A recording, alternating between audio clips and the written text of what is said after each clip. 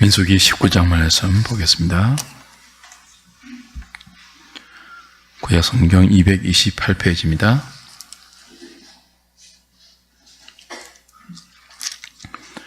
1절부터 22절까지 제가 한 절, 여러분이 한 절 교독하겠습니다. 여호와께서 모세와 아론에게 말씀하여 이르시되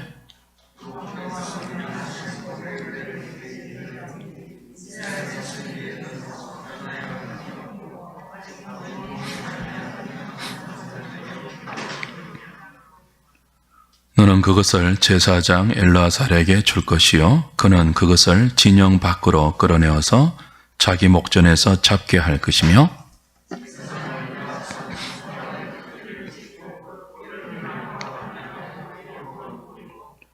그 암소를 자기 목전에서 불사르게 하되 그 가죽과 고기와 피와 똥을 불사르게 하고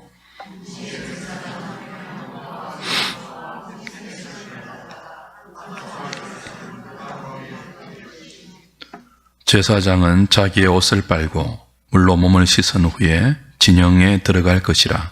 그는 저녁까지 부정하리라.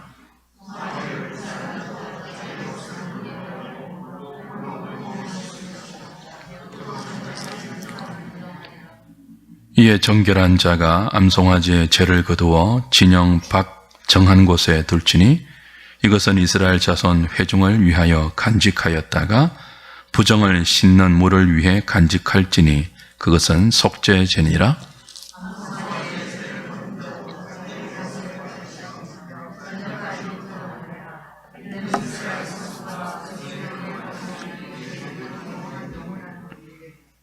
사람의 시체를 만진 자는 이래 동안 부정하리니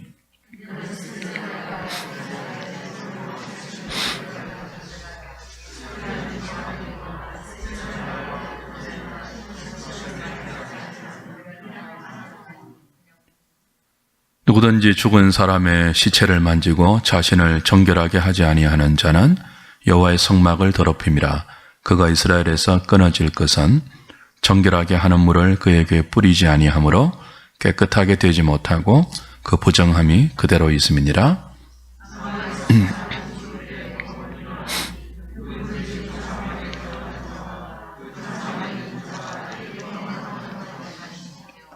'뚜껑을 열어놓고 덮지 아니한 그릇은 모두 부정하니라.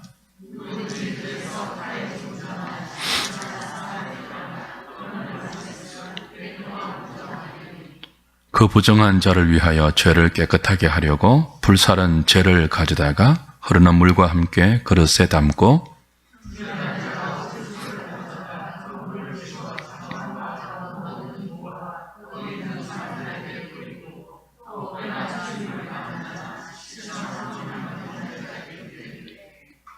그 정결한 자가 셋째 날과 일곱째 날에 그 부정한 자에게 뿌려서 일곱째 날에 그를 정결하게 할 것이며 그는 자기 옷을 빨고 물로 몸을 씻을 것이라. 저녁이면 정결하리라.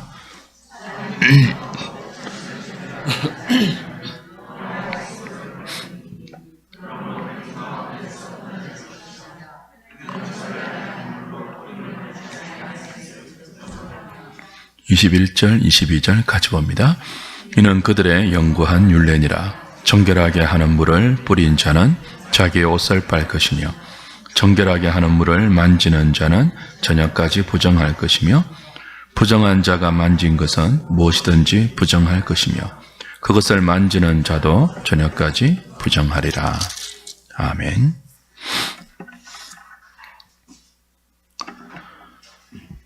민수기 19장은 아주 특별한 규례를 다루고 있습니다.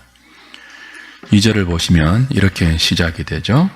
여호와께서 명령하시는 법의 율례를 이제 이른다. 이렇게 이야기해요. 하나님께서 명령하시는 어떤 법의 율례를 이르는데 이 율례는 붉은 암송아지를 그죠? 온전하고 흠이 없고 아직 멍에매지 아니한 붉은 암송아지를 모세와 아론에게 끌어오는 것으로 시작됩니다.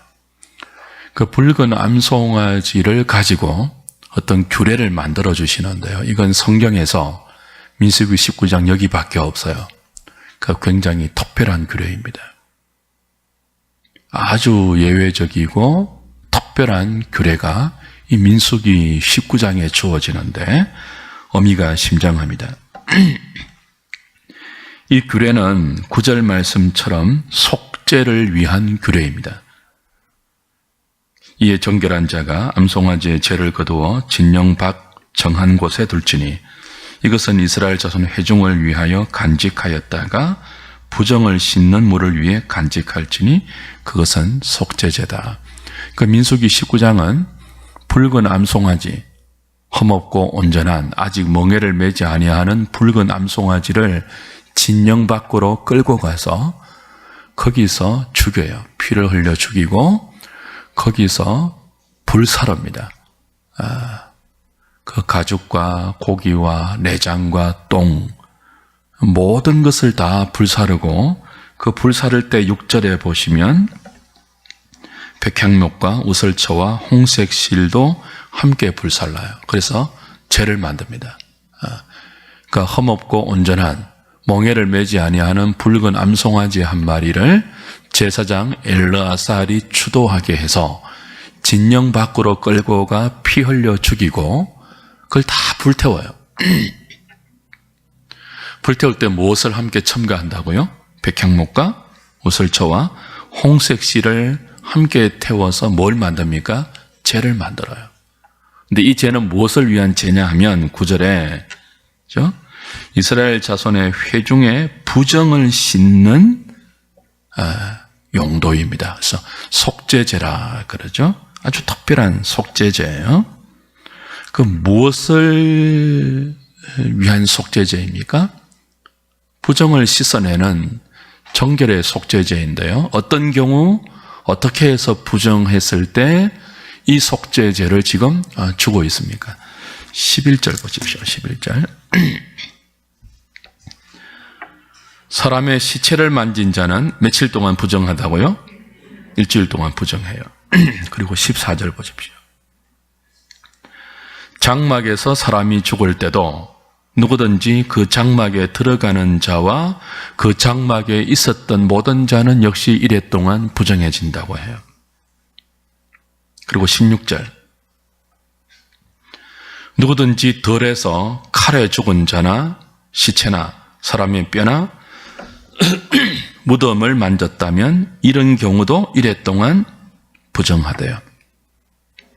그리고 17절, 18절, 19절 보시면 이 세 가지의 경우 11절, 14절, 16절 어떤 경우에 부정해지는 케이스죠? 시체와 연관된 부정이에요. 시체를 만졌을 때 시체가 있는 장막에 들어갔거나 그 장막에 있었던 경우 그리고 들에서 칼에 죽은 자나 그리고 다른 시체, 사람의 뼈, 무덤에라도 접촉되었을 경우 이래 동안 다 부정해져요. 그러니까 죽음은 가장 큰 부정의 원천입니다. 사망이니까요. 그래서 부정한 자는 하나님이 거하시는 정결한 진영에 거할 수가 없죠. 반드시 정결하게 해야 되는데요. 그 정결함을 위해서 오늘 이 붉은 암송아지의 특별한 속죄 제사가 하나님에 의해서 마련되는 것입니다. 17절 보십시오. 그 부정한 자는 11절, 14절, 16절에 나오듯이 시체와 연관해서 부정해진 자를 말해요. 이래 동안 부정해진 자들을 위해서 죄를 깨끗하게 하려고 불사른 죄, 이게 불사른 죄는 어떤 불사른 죄죠? 아까 우리 3절부터 다 안 읽었지만 3절부터 9절까지 나오는 험없고 온전한 멍에 매지 아니한 붉은 암송아지를 진영 밖으로 끌고 가서 죽이고 불에 태웠지 않습니까? 백향목과 우설초와 그죠? 그걸 함께 섞어서 죄를 만들었죠. 그 죄예요, 그 죄. 붉은 암송아지를 태운 죄예요.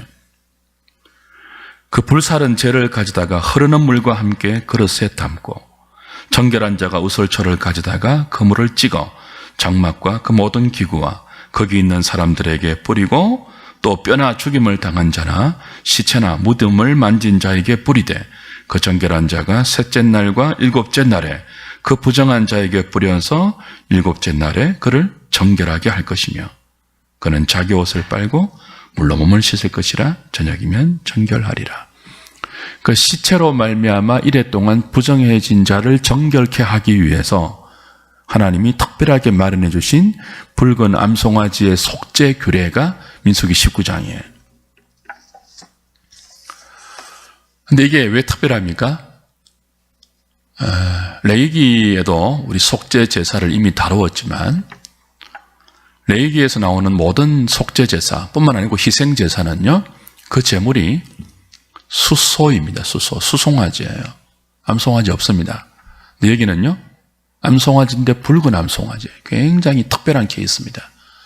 그리고 레위기에 나오는 모든 희생 제사는 그 제물을 어디에서 잡습니까? 성막 안에서 잡아요. 그렇죠? 근데 지금 이 민수기 19장의 붉은 암송아지의 특별한 규례는 이 암송아지를 어디로 끌고 갔죠? 진영 밖으로 끌고 갔습니다. 특별한 케이스입니다.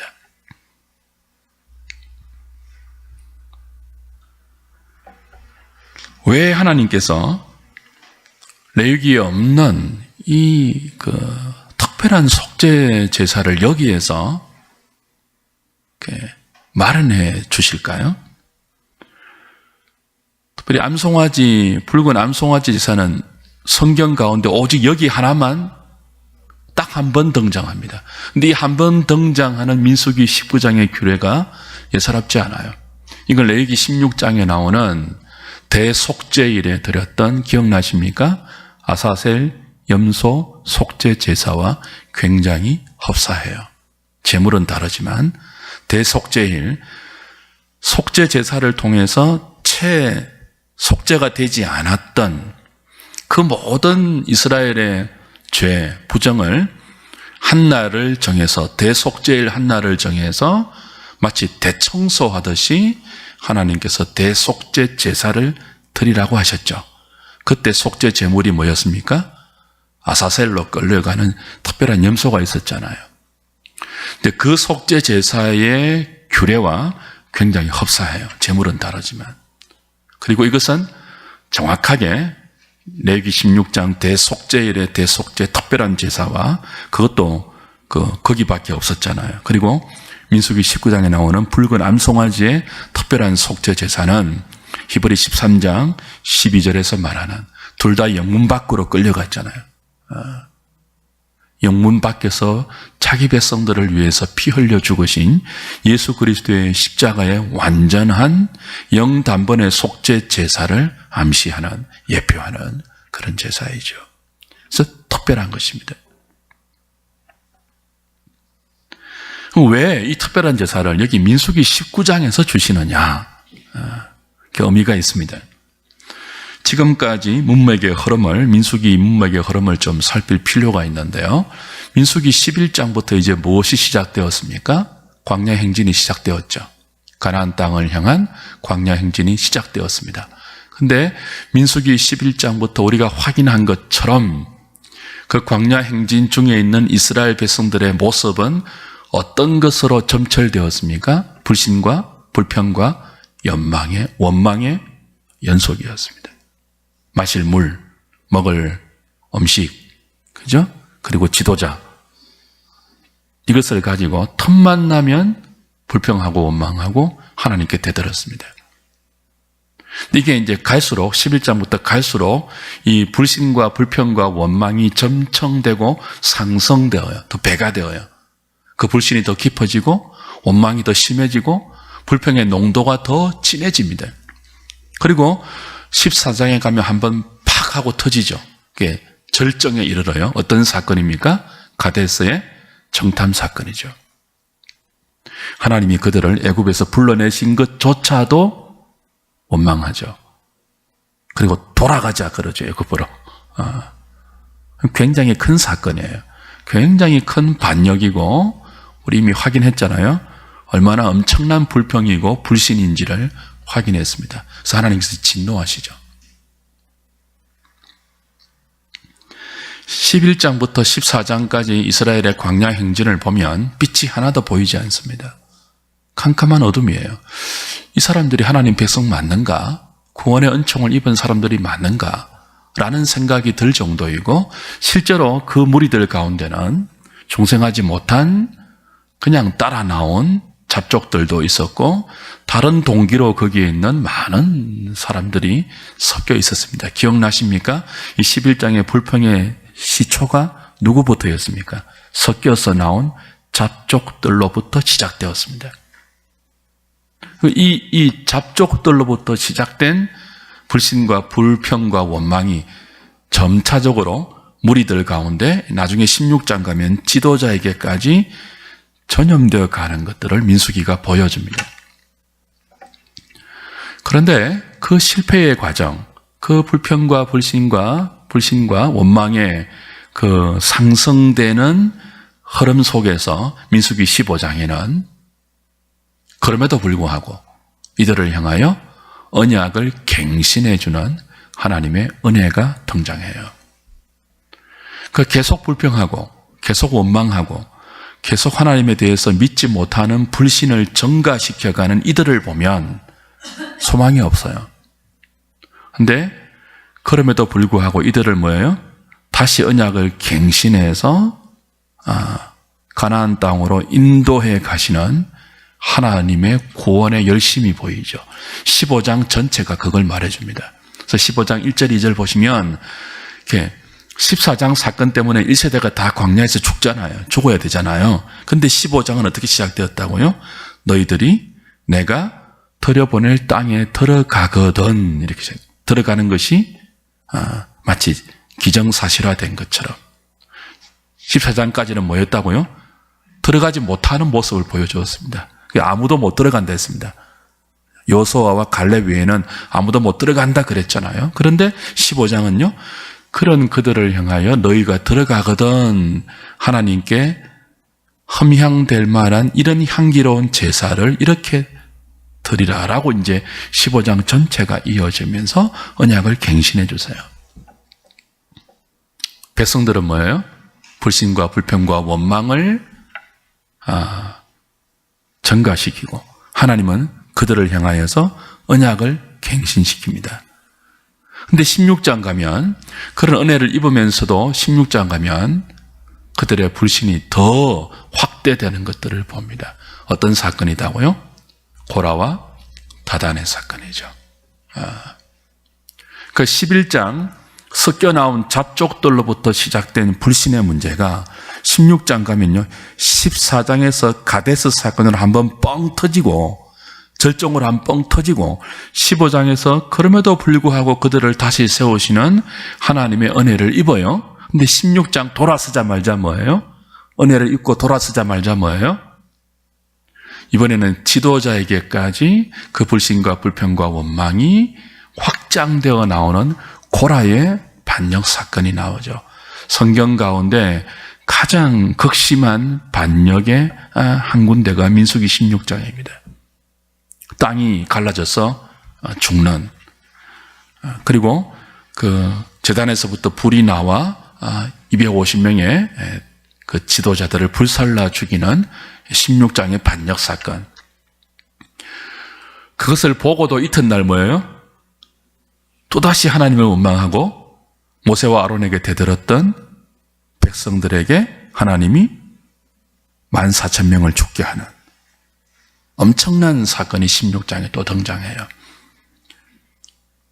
그러니까 하나님은 언약을 갱신해 주심에도 불구하고 기회를 자꾸 주심에도 불구하고 이스라엘은 뭐예요? 자꾸 반역을, 불신과 불평과 원망을 자꾸 확장시켜가고 상승시켜가고 증가시켜가는 그런 문맥이에요, 지금. 그래서 16장 이후에 이스라엘의 진영은 불신과 불평과 원망만이 아니고 그로 인한 하나님의 징계로, 심판으로 14,000명이 일시에 죽습니다. 여러분 상상해 보세요. 광야의 진영을 치고 12지파가 이렇게 머물러 있습니다. 근데 14,000명이 일시에 죽었어요. 진영 가운데 뭐가 절비한 거예요? 시체가 절비해요.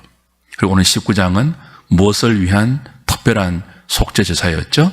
시체로 인한 부정을 정결케 하기 위한 특별한 속죄 규례예요. 이 감이 잡히셔야 됩니다. 자, 민수기 16장 이후에 이스라엘 진영에 시체가 가득합니다. 시체는 모든 부정의 가장 강력한 원인입니다. 그러니까 이스라엘 진영 전체가 지금 뭐한 상태예요? 시체로 말미암아 부정한 상태예요. 이 부정을 정화시키지 않으면, 정결케 하지 않으면 하나님이 계실 수가 없어요. 그들 가운데. 그렇죠? 하나님이 이들의 부정을 불신과 불평과 원망만이 아니고 하나님의 심판으로 인해서 죽어나간 시체로 말미암아 관영하게 된 부정을 제거해 주셔야 되는데, 레위기에서 규정해 주신 그 일반적인 속죄 규례만으로 이 부정을 다 정결케 할 수가 없습니다. 자, 일반적인 속죄의 경우는 짐승을 잡아야 돼요. 그리고 물로 씻어야 돼요. 그 14,000명의 시체로 말미암아 촉발된 부정을 씻어내려면 도대체 얼마나 많은 짐승이 피를 흘려야 되겠습니까? 그리고 얼마나 많은 씻을 문이 필요하겠습니까? 광야에 물이 없는데. 그러니 비상상태입니다, 지금. 하나님이 그들 가운데 계셔야 이들을 이끌고 광야로, 가나안으로 가실 것 아닙니까? 15장에서 언약을 갱신해 주셨잖아요. 그런데 계속 이들이 막 패역하니까 징계를 했고, 그 징계를 통하여 다시 이들을 끌고 가야 되는데 부정해졌잖아요. 하나님이 거하실 수가 없잖아요. 하나님이 계속 그들 가운데 거하시려면 이들을 정결케 해야 되는데 지금까지 마련해 주신 정결의 방식으로는 해결할 수가 없어요. 광야니까. 그래서 19장에, 물론 17장부터 18장, 19장이 이어지는 문맥입니다. 그래서 19장에 이 붉은 암송아지 속죄 제사가 비상하게 지금 개입되는 것입니다. 그 전에 17장, 18장에 어떤 사건이 있었죠? 아론의 상난 지팡이 사건이 있었죠. 무엇입니까? 너희들이 무시한 제사장 아론이 너희들의 부정을 정결케 할 수 있는 유일한 하나님의 은혜의 통로라는 것을 아론의 상난 지팡이를 통해서 확정시켜 주셨습니다. 그게 17장, 18장 사건이에요. 그 제사장 아론의 중보 없이는 심지어 모세조차 부정에서 정결케 될 수 없다는 하나님의 은혜의 방식을 17장, 18장에서 분명하게 천명해 주셨어요. 너희들 중에 어떤 사람이라 할지라도 너희들이 무시한 내가 세운 이 제사장을 통하지 않고는 어떤 죄도 정결케 될 수 없으며 내가 너희들 가운데 거하게 하는 또 다른 방도가 없다. 나의 제사장 외에는. 이 제사장은 누구예요?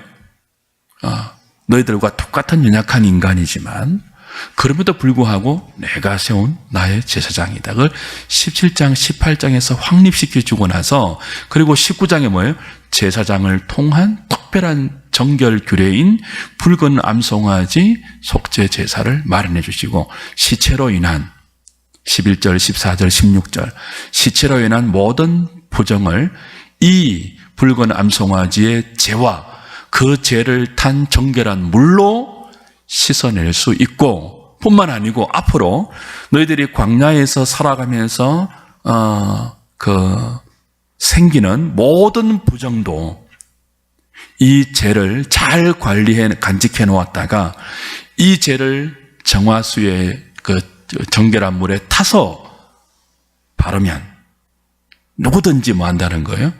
정결케 될 수 있다는 영원한 약속을 주시고 있는 것이 민수기 19장이에요. 그 두 가지 의미가 있습니다.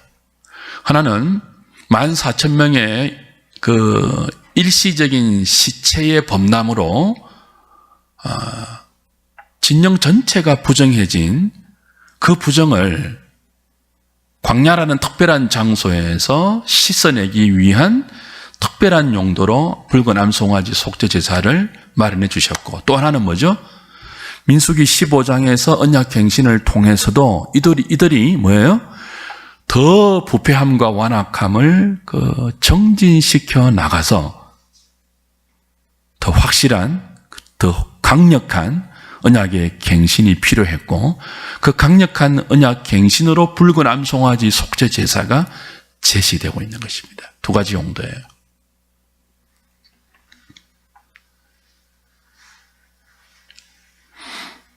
하나님은 엄청난 제물들이 죽어서 흘린 피, 그 많은 제물들이 흘리는 피보다 이 붉은 암송아지 한 마리가 진영 밖으로 끌려가서 피 흘려 죽는 그 피가 더 효력 있게 하셨습니다.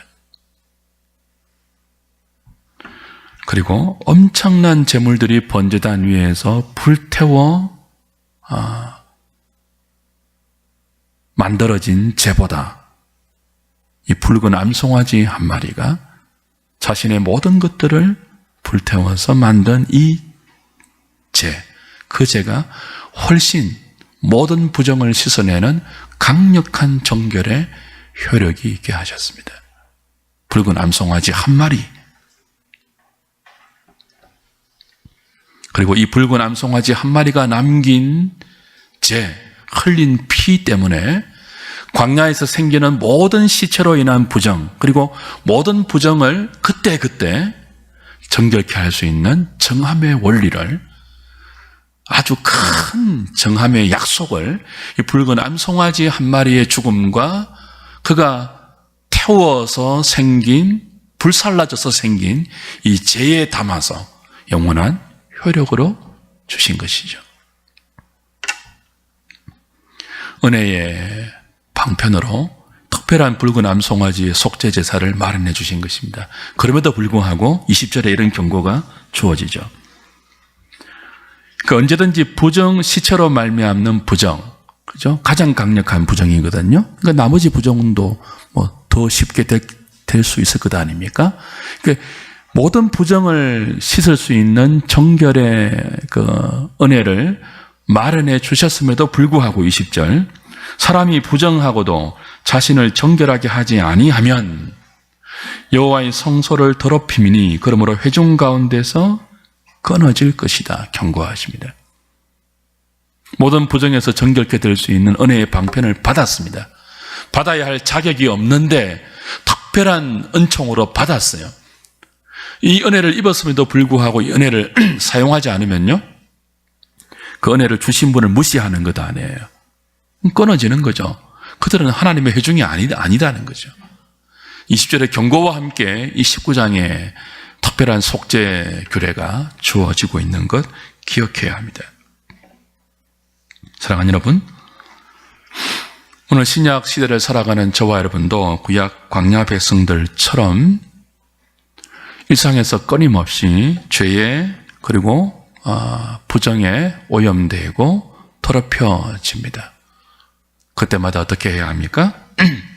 뭐 어떤 경우는 민수기 14장의 가데스 사건처럼, 그리고 민수기 16장의 고라와 다단의 반역 사건처럼 정말 무서운 죄에 우리가 넘어질 수도 있습니다. 일상의 그런 죄만이 아니고 하나님의 무서운 진노를 초래하는, 도무지 하나님 백성답지 않는 그런 죄와 그런 부정에 우리가 노출될 수도 있고 거기에 가담될 수도 있어요. 어떻게 해야 합니까? 그때마다 부정해진 자신의 상태를 들고 나가 하나님께 자복하고 회개함으로 그 부정을 정결케 할 수 있는 하나님의 은총의 수단을 의지해야 하지 않겠습니까? 우리가 요한일서 1장 8절 9절에서 살핀 게 그거 아닙니까? 누구든지 죄 없다 하면 하나님은 거짓말하는 자로 만들지만 자백하면 깨끗하게 된다는 약속을 우리가 이미 받았고 그 은혜 가운데 있잖아요. 그럼에도 불구하고 그 은혜의 수단을, 그 은혜를 회개로 사용하지 않는다면 사망에 이르러야 됩니다. 그걸 경고하고 있는 거죠. 우리들을 위해서 너무나 특별한 은혜의 방편을 민수기 19장에 예표하는 예수 그리스도를 통해서 우리에게 허락해 주셨습니다.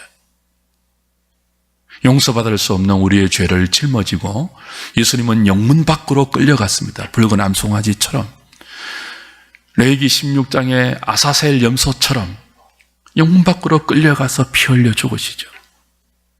그리고 그 십자가 밑에 나아가 하나님, 내가 그렇게 죽어 마땅한 죄인입니다. 자복하고 회개하는 자를 아낌없이 용서해 주시죠.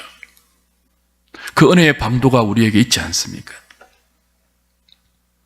이 은혜의 수단을 무시하는 자는 아무도 하나님 앞에 설 수 없고 결국 사망에 이르고 말 것입니다. 늘 회개하는 생활을 잘하면 좋겠습니다. 회개 안 하면 자꾸 강팍해집니다. 오늘 본문이 주는 또 하나의 특별한 메시지가 있죠. 21절을 보십시오. 이는 그들의 영구한 율례니라. 정결케 하는 물을 뿌린 자, 제사장이겠죠, 그죠? 정결케 하는 물에 이제 이 함축되어 있는 것이 뭡니까? 붉은 암송아지를 태운 재가 들어있겠죠, 그죠? 정화수. 정결케 하는 물을 제사장이 뿌립니다. 17장 18절에서 말해 주신 제사장 제도, 그 제사장이 뿌립니다. 누구에게 뿌리죠? 부정해진 자에게 뿌려요. 그런데 이상한 말씀이 나오죠. 정결하게 하는 물을 뿌린 자는 자기의 옷을 뭐하라고 했습니까? 빨라고 합니다. 또 정결하게 하는 물을 뿌리기 위해서는 만져야 되잖아요. 정결하게 하는 물을 만지고 뿌린 자는 저녁까지 뭐예요? 부정하대요. 이상하지 않습니까? 정결하게 하는 물을 만지고 뿌리는 자는 제사장이에요. 그리고 레위기의 모든 그 제2 규례를 보면 제사장은 모든 이 그 제2 규례를 집행하기 전에 먼저 자신을 물로 정결케 해야 합니다. 먼저 자기를 위한 속죄 제사를 따로 드려야 돼요. 백성들의 죄를 속죄하기 전에 먼저 자신의 죄를 속죄해야 돼요. 먼저 자신을 정결하게 해야 돼요. 그리고 속죄 제사에 수종된단 말이에요. 똑같습니다. 지금 붉은 암송아지 제사를 위해서 엘르아살이 영문 밖으로 나가서 아마 자신을 먼저 정결하게 했을 거예요. 그리고는 그 모든 제를 마련하고 그 정화수를 마련해서 부정해진 자에게 이제 이 정결케 하는 물을 끼얹어서 정결케 하지 않습니까? 그런데 그렇게 하는 순간 제사장이 부정해진다는 것이죠. 저녁까지 부정해진다고 말합니다. 부정해진 자를 정결케 하는 통로로 쓰임받고 있는 제사장이 왜 부정해질까요? 이상하지 않습니까? 그래서 저녁까지 자신이 다시 옷을 빨고, 그죠? 자신이 다시 정결해지기를 기다려서 정결해진 다음에 다시 진영으로 복귀하도록 하신 거죠. 이건 레위기 16장에 나오는 대속죄일 아사셀 염소 속죄 제사의 규례와 거의 똑같습니다. 레위기 16장 23절 24절에 보면 그 대속죄일 제사를 집례하는 아론이 지성소에 들어갑니다. 지성소에 들어갈 때는 거룩한 그 옷을 따로 입지 않습니까? 세마포 옷을 따로 입죠. 평상시에 입는 대제사장의 화려한 옷이 아니고 지성소에 들어가는 옷을 따로 입는다고요. 그 가장 정결하게 하고 가장 거룩한 지성소에 들어갑니다. 그런데 그 지성소에서 나올 때는 세마포 옷을 벗어서 두고 자기 몸을 물로 씻고 거룩한 곳에서 자기의 옛 옷을 다시 입고 백성들 앞에 서야 합니다. 무엇을 의미합니까? 가장 거룩한 지성소에 들어간 가장 정결한 대제사장이 지성소에 들어간 순간 뭐해졌다는 거예요? 부정해졌다는 거예요. 그래서 나와서 뭐예요? 자기 거룩한 곳에서 자기 몸을 씻어야 했고 지성소에 들어갈 때 입었던 세마포 옷을 벗어서 두어야 합니다. 그리고 평상시에 옷을 입고 백성들 앞에 서야 합니다. 역설인데요. 신학적인 역설입니다. 그거하고 똑같은 원리가 지금 붉은 암송아지의 죄를 탄 정화수를 가지고 부정해진 자를 정결케 하는 이 정결의 통로로 쓰임받은 제사장이 하루 동안 부정해진다고 하는 민수기 19장의 이 특별한 의미와 중첩이 되는 거죠. 무엇을 의미할까요? 가장 거룩한 지성소에 들어간 제사장이 부정한 상태로 나왔습니다. 이것은 큰 영광인 동시에 가장 위험한 직분이 인간 대제사장 직분임을 보여주는 것입니다.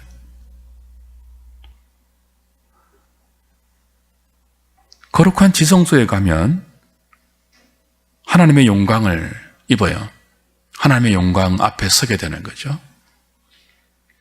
그러니까 제사장의 옷이 거룩해질 것입니다. 아마 시내산에 올라갔을 때 모세가 하나님을 대면하고 얼굴에 광채가 나서 수건으로 덮었지 않습니까?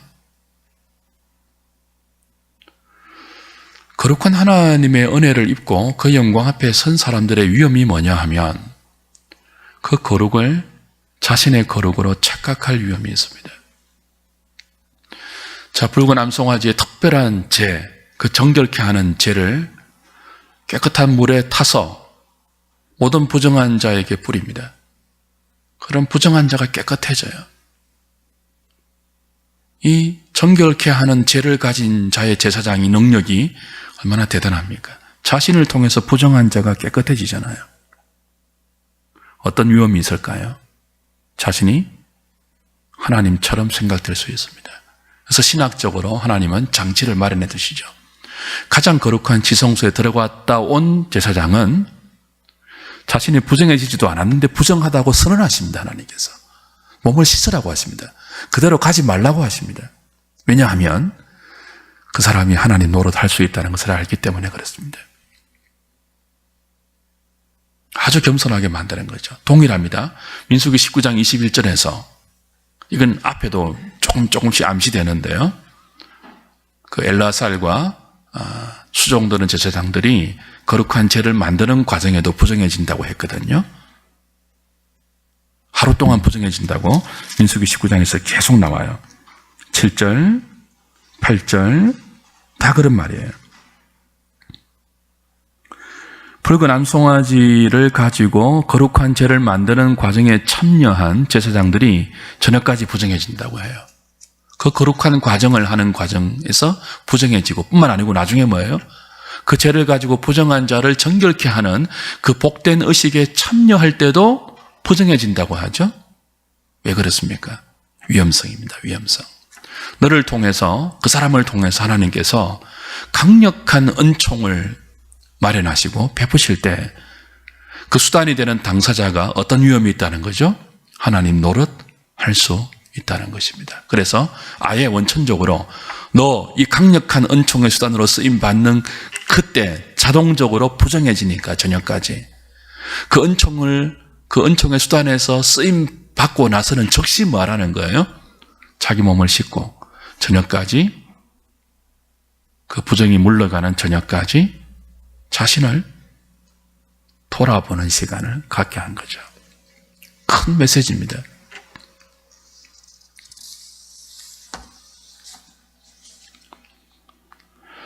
우리가 하나님의 은혜를 많이 경험할수록 더 겸손해져야 합니다. 여러분, 이단들은 특징이 딱 나타나요. 이단들에게는 뭐가 있습니까? 교주가 있습니다. 자신이 하나님 노릇하는 교주가 있다고요. 어떤 교회는 다니면 안 됩니까? 목사가 교주처럼 되어 있는 교회는 절대로 가면 안 됩니다. 이단입니다, 이단. 그걸 지금 방지하는 거예요. 레위기 16장, 민수기 19장 똑같아요. 대속죄일 제사, 특별한 붉은 암송아지 제사 똑같아요. 너무나 특별한 은총이 베풀어지고 있는 장소입니다. 그 은총의 수단으로 쓰임받고 있는 제사장들입니다. 하나님 뭐라고 하십니까? 너 지금 부정해. 가장 특별한 하나님의 은총이 나타나고 있는 그 순간 제사장이 부정해진다고 하시면서 저녁까지 씻어 그럽니다. 바로 진영으로 돌아가지 말고 저녁까지 네 몸을 씻고 기다려. 기다리는 동안 네가 누구인지를 확인하라고 하십니다. 너는 하나님이 아니야. 잠시 그 자리에서 하나님이 맡기신 위대한 은총의 통로로 쓰임받았지만 너는 무익한 종일 뿐이고 나의 도구일 뿐이야. 그걸 가르쳐 주시는 거죠. 사랑하는 여러분, 하나님을 멀리해서 죄를 짓는 것만 부정이 아니에요. 하나님이 아닌데 하나님 행세하는 것은 더 큰 부정이에요.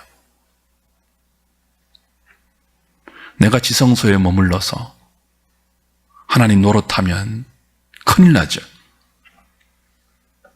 우리의 중보자는 사람이 아닙니다.